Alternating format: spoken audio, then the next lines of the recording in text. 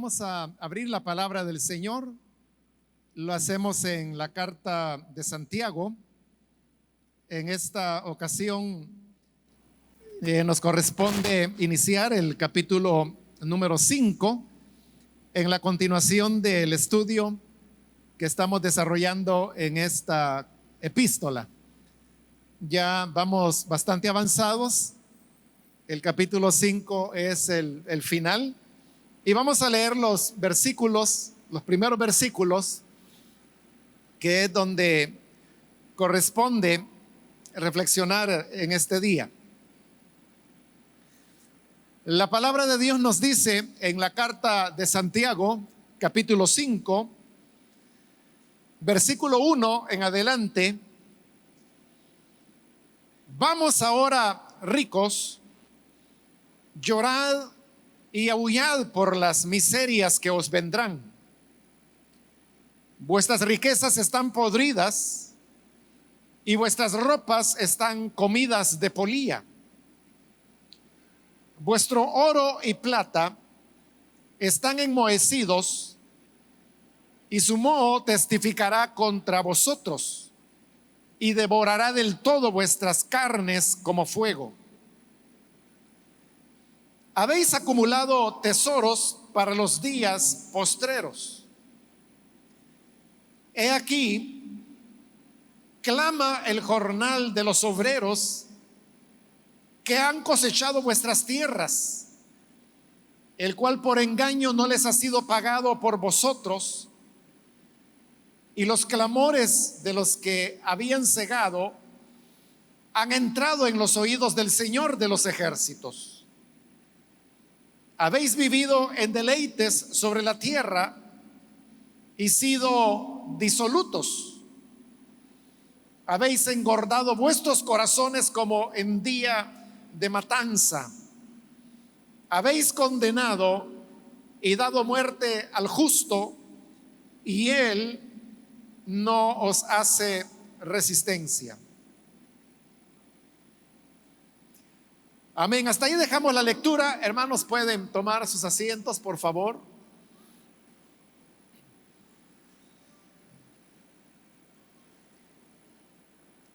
Seguimos, hermanos, como dije, con el estudio de esta carta de Santiago. Y usted puede ver que una vez más él toma el tema de los ricos. Esta ya la tercera vez en la carta que él los menciona. Y como le dije desde el capítulo 1, que es donde él los menciona por primera vez, este es uno de los temas centrales que Santiago está desarrollando en la carta. Así que otra vez estamos con este tema de los ricos. En las dos anteriores ocasiones, Santiago ha sido bastante firme en señalar sus actitudes poco humanas y nada cristianas de lo que eran sus diversas conductas y actuaciones. Pero al llegar a este capítulo 5 y leer los versículos que acabamos de leer, usted podrá haberse dado cuenta que son palabras muy duras las que él está diciendo en contra de los ricos. Y esto de que los términos sean tan fuertes son los que llevaron, como se lo comenté también cuando iniciamos el estudio de esta carta, a que durante el periodo de la guerra acá en nuestro país, los años 80 y principios de los 90,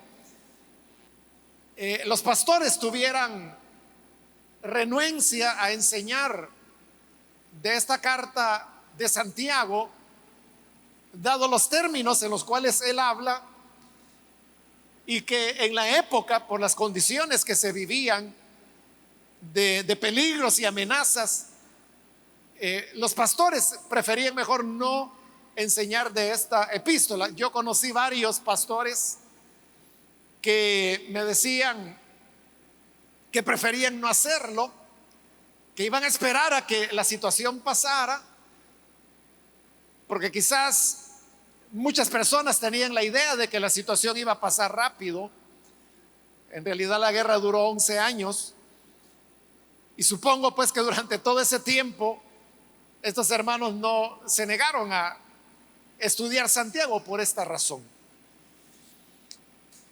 Pero al leer, hermanos, estos versículos, también si usted ha leído los profetas del Antiguo Testamento, se habrá dado cuenta que la manera como Santiago se expresa de los ricos es semejante, es similar a la forma como los profetas del Antiguo Testamento lo hacían. Esto, hermanos, es importante porque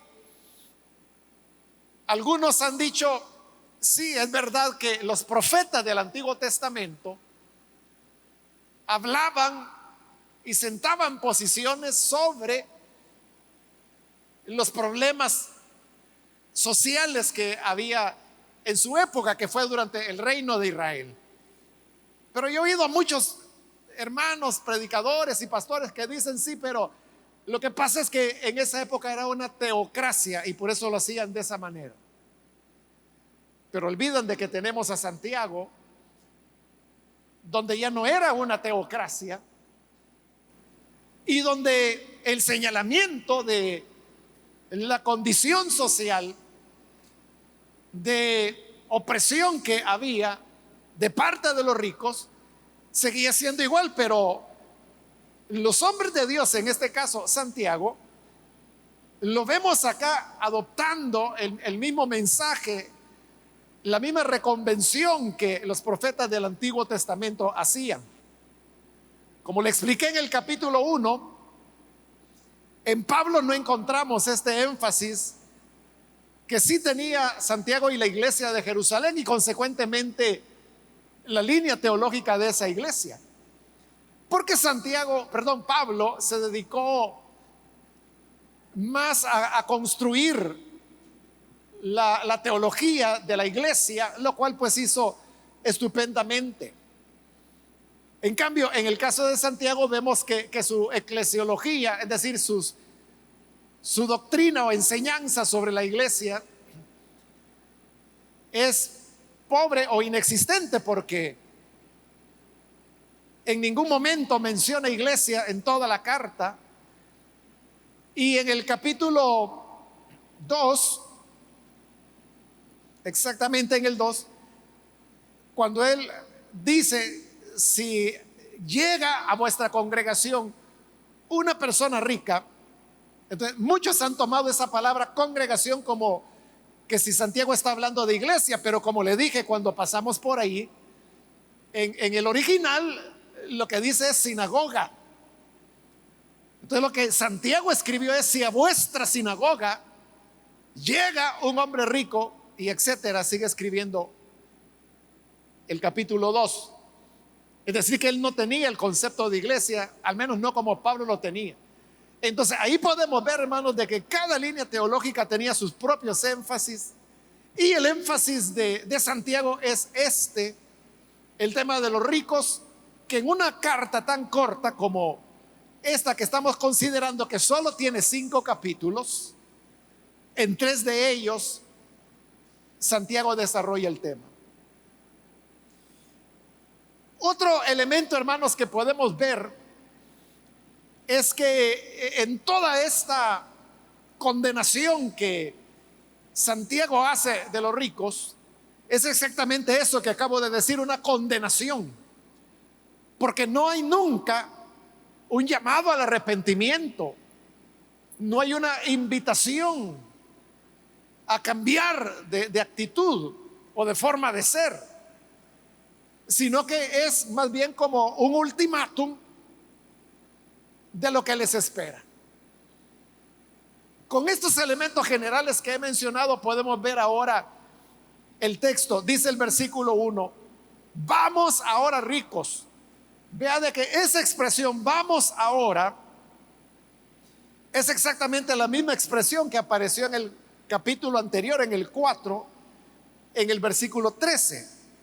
Ahí lo puede ver, donde otra vez dice vamos ahora, solo que en el capítulo 4 él está diciendo los que decís Hoy y mañana iremos a tal ciudad y estaremos allá un año y traficaremos y ganaremos, que fue el tema que desarrollamos en la última oportunidad.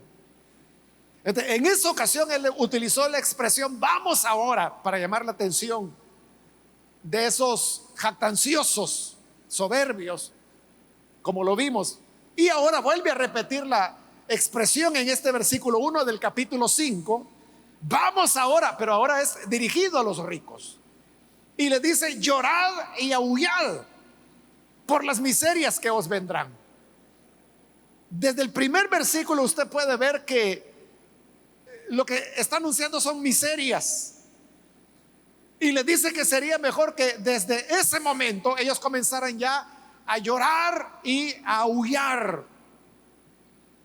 Eso de la expresión aullar, hermanos, habla de un profundo lamento en vista, como él se los está diciendo, de las miserias que van a venir sobre ellos.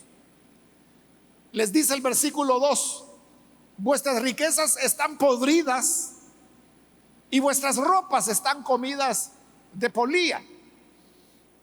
Las riquezas en la época cuando esta carta o sermón, es más un sermón que una carta, fue elaborado, se acumulaban sobre todo en forma de metales preciosos como el oro, la plata. Algunas veces podían haber ciertas piedras preciosas, joyas, pero no era tanto. La riqueza sobre todo se acumulaba en forma de oro y de plata. Y la otra manera es en vestidos, porque los vestidos, hermanos, eran muy caros en la época cuando fue elaborado este sermón, y en general todo el Nuevo Testamento. La ropa era muy cara de comprar, y esa era la razón por la cual normalmente la generalidad de personas lo único que tenían era una sola muda. Y como otras veces yo le he explicado, con esa muda se mantenían durante todo el día, y era la misma que utilizaban para dormir por la noche. Únicamente se la quitaban para lavarla. Cuando las personas iban a bañarse, sobre todo en los ríos, o en el caso de Galilea, en el lago, lo que hacían es que primero se quitaban la ropa, el vestido, y lo lavaban y lo colgaban, lo ponían a secar. Y luego iban ellos y se bañaban. Y ya después de haberse bañado, y cuando ya la ropa más o menos se había airado un poco, se la volvían a poner y seguía la vida. Había personas que podían tener esa única vestidura por años. O sea, todo dependía la cantidad de recursos que una persona o familia pudiera tener. La generalidad de las personas era esta única vestidura, y que la podían usar por años. Se recuerda allá en el libro primero de Samuel, cuando nació el niño Samuel, y entonces su padre Elcana y su madre Ana lo llevaron al templo porque se lo habían ofrecido al Señor. Dice que todos los años ellos lo visitaban, iban al templo a adorar al Señor y a saludar a su hijo que allí vivía. Y dice el libro primero de Samuel que su madre todos los años le llevaba una vestidura nueva a Samuel. Eso nos habla de que la familia de Elcana, que era el padre de Samuel, era una familia acomodada, porque podían darse ese lujo de llevarle al niño una mudada una vez al año, lo cual era mucho para la época. Y eso todo concuerda, hermanos, porque normalmente los hombres que tenían más de una esposa, como era el caso del Cana, que tenía dos, era porque tenían dinero. Porque recuerde que la ley de Moisés establecía que Si un hombre tenía más de una esposa, a todas tenía que darles por igual. Es decir, que tener una esposa era el equivalente a lo que hoy en día es tener un hogar, ¿no? Tener dos esposas ya era el doble. Sería lo que hoy en día equivaldría a sostener dos hogares. Ahí puede usted entender, por ejemplo, la riqueza de Jacob, ¿verdad? Que tuvo 4 esposas, la cual pues no fue la intención de él.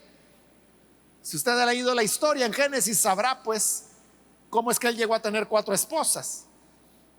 Pero era como sostener 4 hogares al mismo tiempo. Entonces, todos estos elementos nos dejan ver que la casa del Cana era de cierta solvencia económica, y por eso es que le podían llevar una muda al niño una vez al año. Ahora, eso, hermanos, a nosotros, aún eso nos puede parecer poco, porque ¿cuántos vestidos, camisas, blusas usted compra al año? Probablemente sean 2, sean 3, no sé. Hay personas que todos los fines de semana se van a meter a lugares donde venden y siempre compran algo. Pero ese es un lujo hoy en día. Hoy, porque la ropa vale muy poco, pero en la época era carísima. Por eso es que no quisieron romper la vestidura del Señor Jesús, que era de un solo hilo de abajo arriba, porque tenía un valor, diríamos, considerable. Y por eso dijeron: no la rompamos, sino que echemos suertes. Entonces, a lo que quiero llegar con todo esto es de que los vestidos era otra forma de cómo se acumulaba riqueza. Y por eso es que Santiago está diciendo en este versículo 2: vuestras riquezas están podridas. Y ahí se está refiriendo más que todo a metales, oro, plata. Y vuestras ropas. Porque hoy en día, cuando nosotros hablamos de ropas, lo que imaginamos es el closet o el ropero, como hay en algunas otras casas. Pero no está hablando de eso, sino que está hablando de expresión de riqueza, porque estos no tenían una vestidura, tenían muchas. Bueno, eran ricos, tenían tantas, que sucedía lo que Santiago está diciendo ahí, que las polillas se las estaban comiendo ya de la abundancia que tenían, porque no las usaban, porque era mucha ropa la que tenían, es decir, mucha riqueza. En el versículo 3: vuestro oro y plata están enmohecidos. Hoy lo está diciendo más claramente. Y su moho testificará contra vosotros. Cuando dice de que el oro y la plata estaba enmohecido, eso nos habla de la acumulación que ellos hacían, acumular por acumular. Porque ¿cuándo es que las cosas comienzan a enmohecerse? Cuando no se limpian, cuando no se usan. Es decir, que el oro y la plata que estos habían acumulado, no lo trabajaban, lo tenían por tenerlo. Y usted se puede imaginar habitaciones donde en las paredes habían muchas cosas de oro, de plata, tesoros acumulados, pero que llevaban tanto tiempo ahí que el oro y la plata estaban enmohecidos, así como las ropas, los vestidos estaban comidos por la polilla. Y ahora les dice Santiago: su moho testificará contra vosotros. Ahí él está utilizando expresiones de carácter judicial, porque recuerde que allá en el capítulo 2 Santiago habló de los ricos, de cómo llevaban arrastrados a los mismos creyentes a los tribunales, porque los tribunales les pertenecían a ellos. Entonces llevaban a los pobres, y entre ellos creyentes, arrastrados para que los tribunales los condenaran. Pero hoy aquí la cosa ha cambiado. Aquí el que está siendo juzgado es el rico, y los testigos que van a señalarlo, su delito, no son personas, sino que está diciendo su moho testificará contra vosotros. Entonces el testigo para condenar al rico es el moho que su oro y su plata tienen. ¿Y por qué el moho? Porque esa es la mejor evidencia que ellos tenían riqueza solo por tenerla. Hermano, eso mismo es lo que ocurrió aquí en nuestro país, solo que hace siglos. Después de la colonia, quedaron nobles, como un remanente de lo que había sido el virreinato de España, como se le llamaba a toda esta región. Entonces, estos nobles tenían, hermanos, cantidades de tierra que ya no se medían ni por manzanas, porque salían muchas, se medían por caballerizas. ¿Y sabe para qué tenían ellos tanta tierra? Para nada, solo por tenerla, ni siquiera la cultivaban. Era solo para poder decir: don fulano de tal es propietario de desde tal punto hasta tal otro, mucha tierra. Posteriormente, hermanos, estas grandes haciendas y caballerizas que los nobles o descendientes de ellos habían tenido, les fueron quitadas en la medida que comenzaron a aparecer gobiernos liberales, se llamaban en nuestro país. Y fue la tierra que comenzó a trabajarse. Entonces era tener por tener, no para trabajarlo, sino que solo para decir: todo esto me pertenece. Y como el moho va a testificar contra ellos, dice: devorará del todo vuestras carnes como fuego. Por eso le digo que Santiago no está haciendo un llamado al arrepentimiento. No les está diciendo: cambien de conducta y el Señor tendrá misericordia de ustedes. Solo les está diciendo: ya se los llevó el juicio final. Porque ya están los testigos, ya está el tribunal donde serán juzgados y donde serán condenados. Y allí está la condenación, dice: devorará del todo vuestras carnes como fuego. Entonces les está hablando de un fuego que va a quemar a sus carnes, con lo cual su final es su ruina, sus desgracias, miserias, como les dijo en el versículo 1. Dice la parte final del versículo 3: habéis acumulado tesoros para los postreros días, o días postreros. Tenemos que ser cuidadosos, hermanos, ahí, porque es verdad que hay pasajes como Joel, que luego lo cita Pedro en el capítulo 2 del libro de los Hechos, la expresión días postreros. Entonces, eso nos hace pensar, hermanos, a nosotros en los días del fin, lo cual es una mala interpretación, porque en realidad los días postreros, como el mismo profeta Joel lo está diciendo, comenzaron con el derramamiento del Espíritu Santo, y eso fue en Pentecostés, que es donde Pedro está citando el pasaje y está hablando de los días postreros.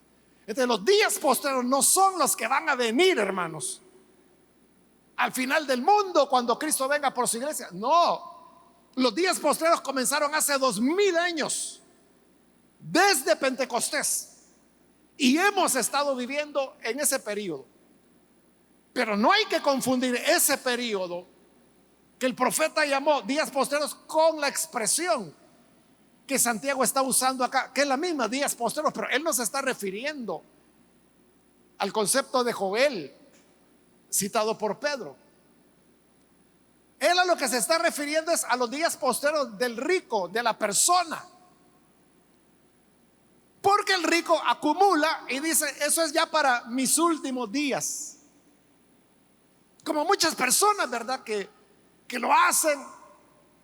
Por ejemplo, hay personas que vuelven de los Estados Unidos después de trabajar allá por 30, 40 años. Han logrado hacer una casita en los pueblitos de donde ellos son originarios y se jubilan allá Y el estadounidense, el ciudadano estadounidense tiene esa ventaja, ¿verdad? Que le pueden enviar su pensión a cualquier lugar del mundo donde está. Entonces se vienen a su pueblito, a su casita y dice, aquí voy a pasar mis últimos días. Los que son ciudadanos sí están pensionados, y los que no, pues tienen su ahorrito y dice, bueno, con esto yo quiero pasar ya mis últimos días tranquilo en mi pueblito. Esos son los postreros días de esa persona. Entonces Santiago está diciendo, habéis acumulado tesoros para los días postreros. Es decir, toda esta riqueza que habéis acumulado es para pasarla bien en sus últimos días. Pero están pensando en ellos solamente. ¿Por qué el oro y la plata estaba enmohecido? ¿Y por qué los vestidos estaban comidos por la polilla? Porque no los usaban, porque no los trabajaban. Menos iban a pensar en compartir con el necesitado. Menos se les ocurría utilizar esa misma riqueza para labores productivas en donde otras personas pudieran trabajar y pudieran tener su sustento. Todo lo tienen para los días postreros, les dice Santiago. Versículo 4. He aquí clama el jornal de los obreros que han cosechado vuestras tierras, el cual por engaño no les ha sido pagado por vosotros, y los clamores de los que habían cegado han entrado en los oídos del Señor de los ejércitos. No solamente era un tema de acumulación inútil de riqueza, como lo hemos dicho, sino que ahora Santiago va más allá y es cómo hicieron esa riqueza. Y dice que la hicieron oprimiendo, robando, mintiendo. Clama el jornal de los obreros que cosecharon vuestras tierras, trabajaron para ellos, pero jornal que por engaño no se los pagaron. Entonces ellos inventaban maneras de contratar gente, de que trabajaban la tierra, pero a la hora de pagarles, primero no les pagaban justamente, y en segundo lugar veían la forma de no pagarles. Las cosas no han cambiado mucho, hermanos. Usted sabe de que hay mucha persona adinerada que contrata a otros para trabajar, pero usted sabe que en nuestro país está la ley del salario mínimo que establece la obligatoriedad que todo patrono tiene de pagar el salario mínimo que la ley establece. Pero usted sabe que hay muchos lugares donde no lo pagan. Eso es ilegal. Pagan menos que eso. Y si usted dice, bueno, ¿y la gente por qué no dice nada? Por una razón muy sencilla. Que cuando llega le dice, mire, su salario van a ser $250. Y usted dice, no, pero ese no es el mínimo. Ah, bueno, entonces, si no le parece, por favor hágase para allácito, que aquí hay una fila de 300 que quieren trabajar acá. Entonces, no trabaja, o trabaja aunque sea ganando algo, de nada a algo. La gente dice, bueno, algo. Por eso es que esa gente no dice nada, no denuncia, porque saben de que lo que va a ocurrir es que ellos van a terminar despedidos. Probablemente van a multar a ese patrono, él va a pagar la multa, pero los va a despedir a estos y va a buscar a otros que sí quieran trabajar por una miseria. Hay otros que lo que hacen es que se quedan con las retenciones de ley que se le hacen al trabajador. No pagan el seguro social, no pagan las AFP, o sea, todas las prestaciones que la ley obliga, no lo hace. Claro, eso les permite enriquecerse rápidamente.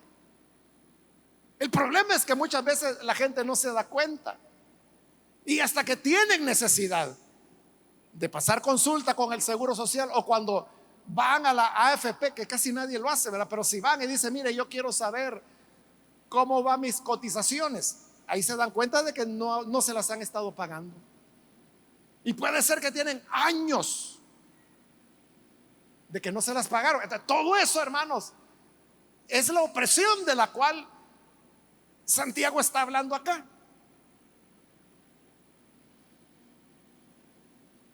Y dice una palabra importante: los clamores de los que habían cegado y que no se les pagó han entrado en los oídos del Señor de los ejércitos. Esa expresión de que el clamor de los que trabajaron ha llegado hasta los oídos del Señor es la misma expresión que usted puede encontrar allá en el libro de Éxodo capítulo 3, cuando se dice que el clamor del pueblo de Israel, el clamor de mi pueblo ha llegado hasta mí, dijo el Señor. Ha llegado a mis oídos. Lo mismo es lo que hoy está diciendo Santiago, que el clamor de el trabajador y la trabajadora que no le han pagado lo justo, o que no lo han pagado totalmente, ha llegado hasta el Señor. Y usted sabe lo que ocurrió en el Éxodo.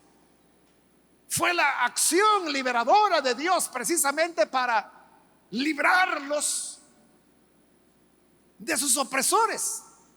Y Santiago dice que hoy ese clamor ya llegó al Señor. Y mire cómo lo llama: los oídos del Señor de los ejércitos.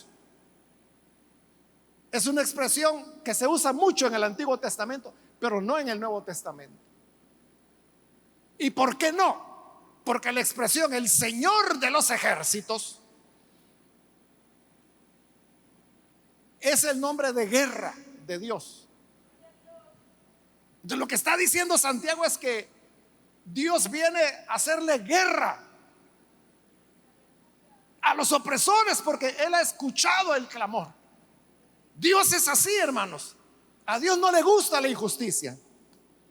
A Dios no le gusta la mentira, la extorsión, la estafa, la opresión. A Dios no le gusta.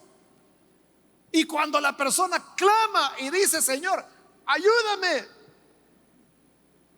el problema es que el Señor oye.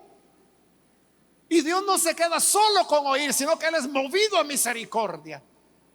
Y entonces es cuando el opresor se ve en problemas, que eso es lo que Santiago está señalando ahora. Que le dice: ya viene el juicio, ya está el testigo, que es el moho de sus riquezas y la polilla de su ropa. Serán condenados y sus carnes serán consumidas por el fuego, porque el Señor de los ejércitos, el Señor que pelea por su pueblo, ha escuchado el clamor de los que ustedes estafaron. Versículo 5: habéis vivido en deleite sobre la tierra y sido disolutos. Habéis engordado vuestros corazones como en día de matanza. Hay ciertos días, hermanos, bueno, que ahí se llaman de matanza, nosotros los llamaríamos quizás de fiesta, cuando la gente, por ejemplo, se pone a engordar una gallinita porque viene el fin de año, o porque se va a casar un hijo o una hija. Están engordando un cerdito para Año Nuevo o para la graduación de alguien. Los que tienen más posibilidad, una vaquita, pero las engordan ¿para qué? Para llevarlas al matadero, para llevarlas al rastro y que puedan comer mejor. Entonces, dice Santiago, eso han hecho ustedes, porque toda la riqueza que tienen solamente la han utilizado para su propio deleite.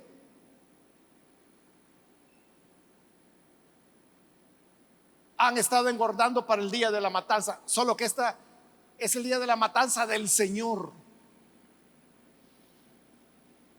Y todo esto, hermano, viene a cerrar con el versículo 6.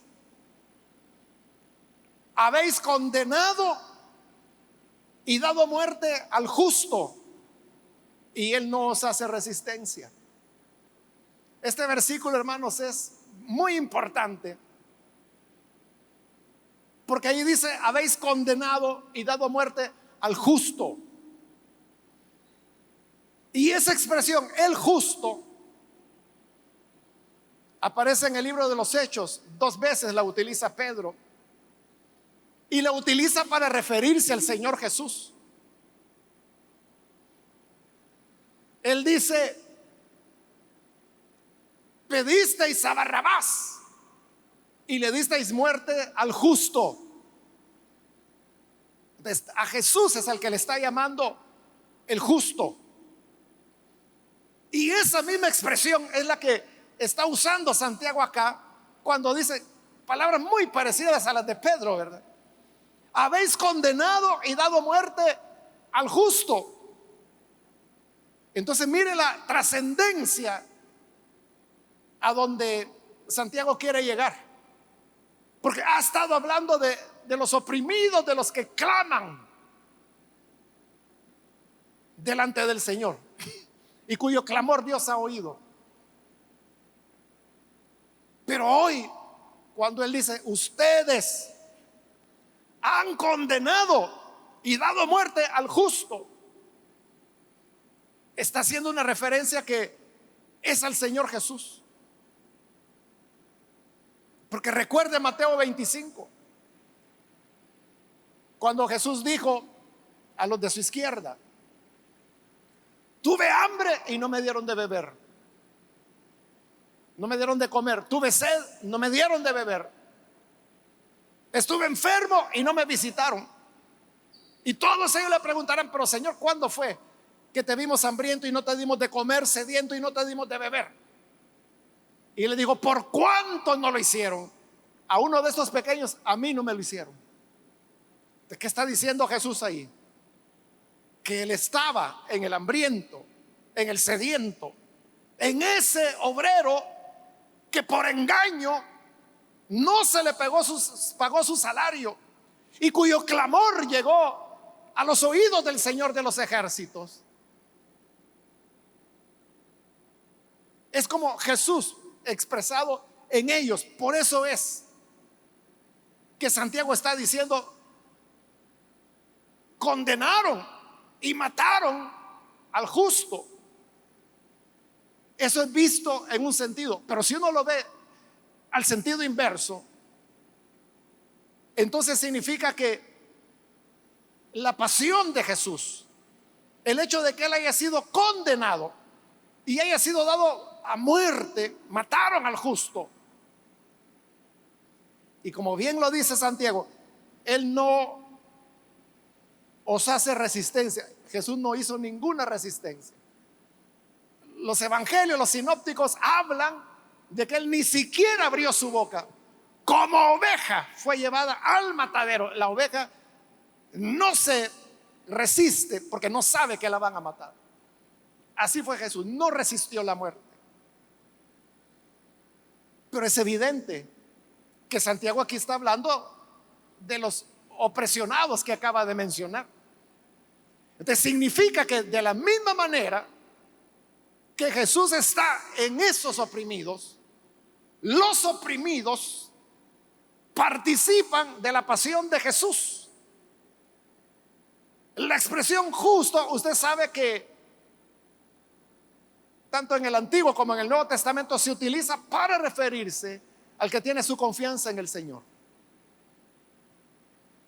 Por ejemplo, allá Romanos capítulo 1 versículo 17, cuando Pablo dice: y el justo vivirá por la fe. Ahí lo está diciendo, el justo es el que tiene fe. Y como explica en los capítulos que siguen de Romanos, él dice: porque somos justificados por medio de la fe. Al creer nos convertimos en justos. Entonces la expresión habéis condenado y dado muerte al justo se refiere a los creyentes. De manera que así como Jesús está en el oprimido es alguien que vive la pasión de Jesús. Entonces mire qué interesante cómo Dios en este aspecto de la encarnación se está bajando. Bueno, como el Señor Jesús lo hizo, ¿verdad? Que llegó a ser igual que nosotros, pero ahora ya Él exaltado. Él dice: no crean que yo solo estoy a la diestra del Padre intercediendo por ustedes en la gloria que tuve con mi Padre desde antes que las cosas fueran hechas. Eso es una verdad, pero la otra verdad es esta, que Él está en el día a día del sufriente, del oprimido, del estafado, del engañado, de todo aquel que sufre opresión. Ahí está el Señor. Y cuando condenan a muerte al justo, otra vez están condenando al Señor. Es como que el pueblo empobrecido, que de acuerdo a Mateo 25, como le digo, el Señor dijo: yo soy ellos y ellos soy yo. Lo que le hicieron a ellos, a mí me lo hicieron. Lo que no les hicieron a mí, no me lo hicieron. Entonces, para Él es lo mismo. Él está en ellos y ellos en Él. Lo mismo es acá. ¿Y cómo es que condenan y dan muerte al justo?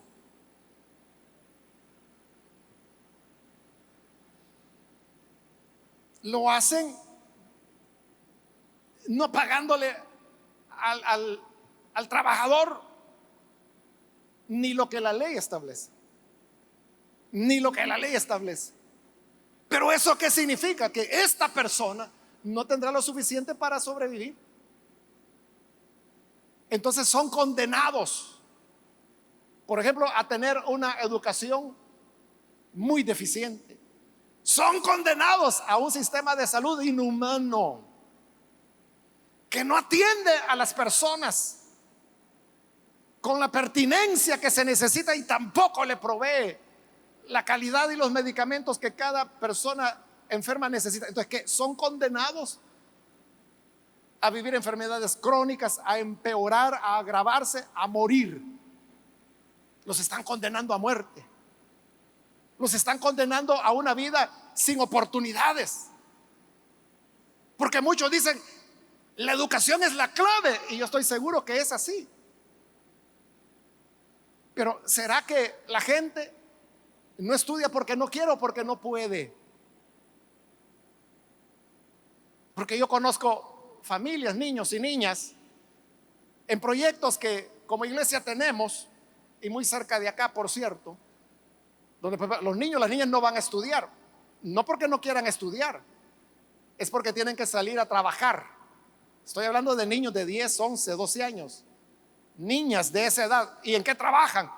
Llevan una cajita así de chicles y se van a subir a los microbuses, a los autobuses, y que van para el centro, que vienen de regreso, que paran en un semáforo. Usted sabe cuán peligroso es eso para un niño o una niña andar en esas condiciones. Pero ¿qué opción le queda a estas familias?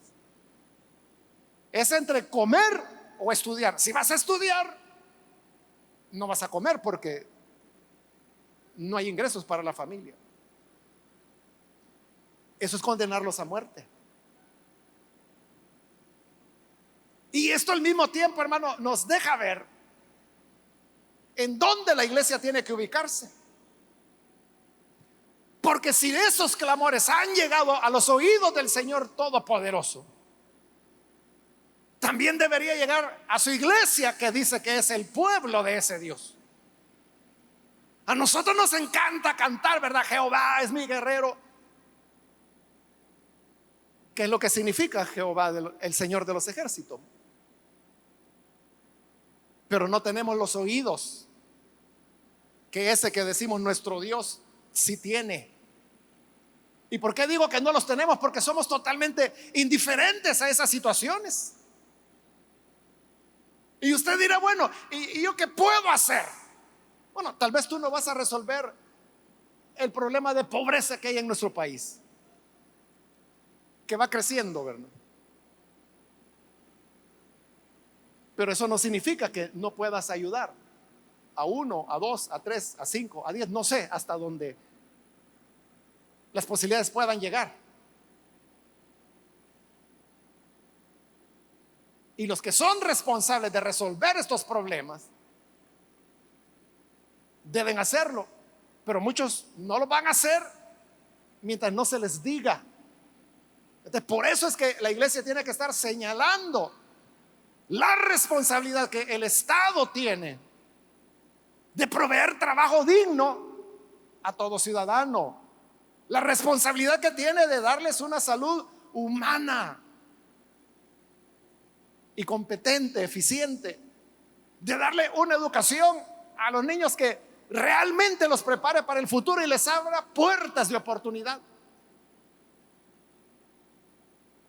que detenga el encarecimiento de la canasta básica, que pueda proveer de agua potable y suficiente a todas las familias y a todos los hogares, que le dé a cada ciudadano seguridad, seguridad de que puede salir a la calle y que podrá volver vivo, seguridad de que sus hijos, sus niñas, sus niños no van a desaparecer, seguridad de que usted puede dejar su vehículo en la calle y tener la seguridad que a la mañana siguiente su vehículo estará ahí y estará completo. Esas son responsabilidades del Estado. Y la iglesia lo menos que puede hacer es recordárselos, como Santiago lo está haciendo ahí a los ricos. Hay gente que dice: no, pero mire, eso no le compete a la iglesia. La iglesia no tiene que meterse en política. Dicen los que andan hasta hundidos en la política. Porque la gente que dice: mire, no ande hablando de política, hermano, ellos son los más fanáticos e idólatras que hay. Hipócritas. O sea, si ellos fueran apolíticos, está bien. Bueno, aún así no tendrían verdad en lo que dicen. Pero la hipocresía máxima es que, siendo ellos los más fanatizados, los más idólatras, son los que están diciendo: de esas cosas no hay que hablar. Entonces, si no hay que hablar, arranquemos el capítulo 5 de Santiago. Por lo menos los primeros 6 versículos, cortémoslos con navaja o con tijera, lo que usted quiera, y olvidémonos del asunto. Pero mientras sea palabra de Dios y continúe estando allí, debemos ser sensibles al justo, al Señor Jesús, porque no se puede servir a Dios si no se sirve al prójimo. No se puede amar a Dios si no solamente en el prójimo. Allí es donde usted lo va a amar, en el necesitado, en el desesperanzado, en la madre que lleva 3 meses esperando que su hija regrese y no sabe nada de ella. Allí usted puede amar al Señor. En la abuela que vio salir a su nieto fuera del país porque estaba desesperanzado, buscando una oportunidad, y tiene semanas de no saber de él, no sabe si está vivo, si está muerto, si lo han secuestrado. Algunos nunca vuelven a saber de sus seres queridos. De aquí, de esta iglesia, hay hermanos y hermanas que salieron principalmente a los Estados Unidos. Algunos de ellos salieron hace años, nunca se volvió a saber de ellos. Si no podemos amar a Dios en ese niño o niña que se quedó sin padre, en ese hermano o hermana que perdió a su ser querido, en la abuela que recuerda a su nieta, si no podemos amar al Señor en estas personas, definitivamente no podremos amarlo nunca. Porque lo que al Señor le complace no es tan solo que cantemos cuán bueno es el Señor, cuán hermoso es el Señor, sino que en algún momento el Señor le va a tocar la cabeza. Oye, mira, ¿no has visto cómo están condenando y matando al justo? Ya deja de ver para arriba y mira a tu lado. Porque Santiago lo llama el justo, el mismo nombre del Señor Jesús. Que Dios nos ayude para ayudar, o por lo menos para estar al lado de ese pueblo sufriente que lleva su cruz, condenado a la muerte, muriendo día a día, sin esperanza, sin respuestas.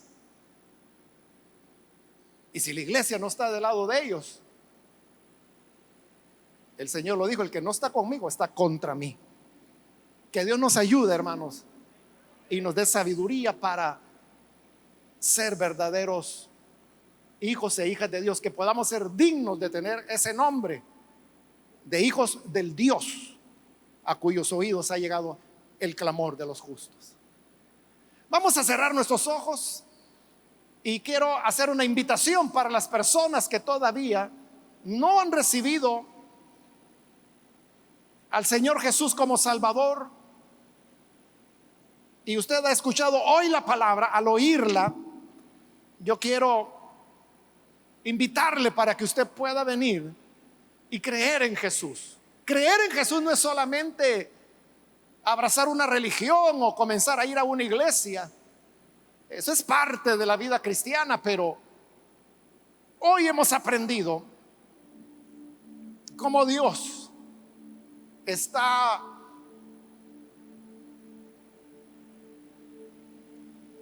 pendiente de los últimos de la sociedad, de los olvidados, de los necesitados, de aquellos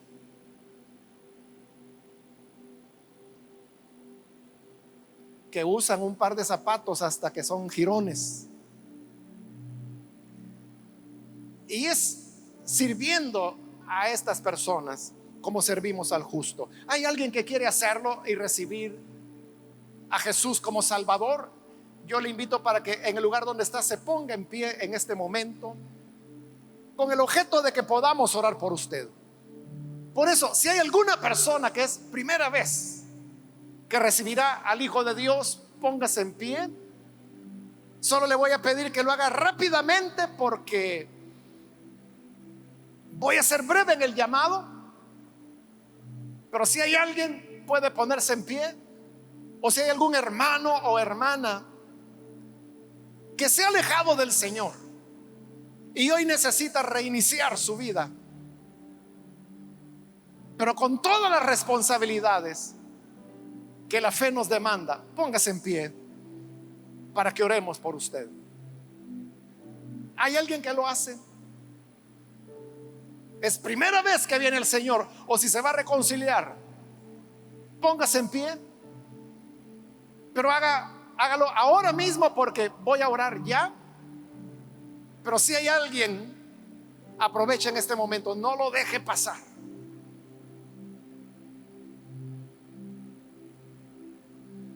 A usted que nos ve por televisión, también le invito para que pueda recibir al Señor Jesús en este momento.